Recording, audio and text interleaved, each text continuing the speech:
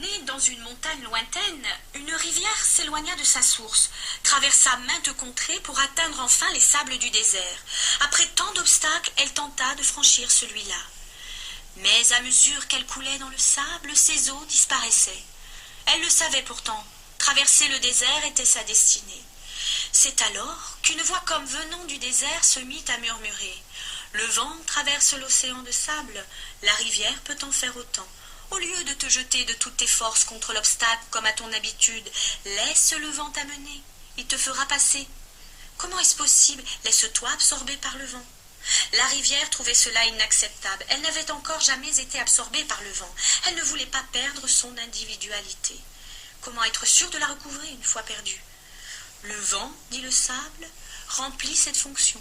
Il absorbe l'eau, lui fait traverser le désert et l'eau retombe en pluie et redevient rivière. C'est ainsi. Tout ce que tu peux devenir si tu n'acceptes pas, c'est un bourbier. Est-ce que je peux rester la même? De toute façon, tu ne peux rester la même, dit le murmure.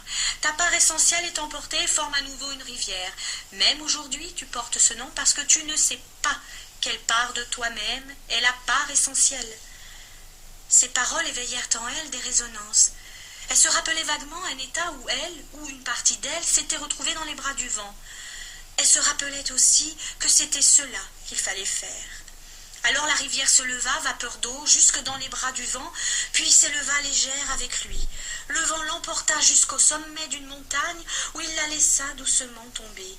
Maintenant, se dit la rivière après avoir douté, j'ai appris quelle est ma véritable identité. La rivière apprenait et les sables, eux, savaient. C'est pourquoi il est dit que les voies par lesquelles le courant de la vie doit poursuivre son voyage sont écrites dans les sables.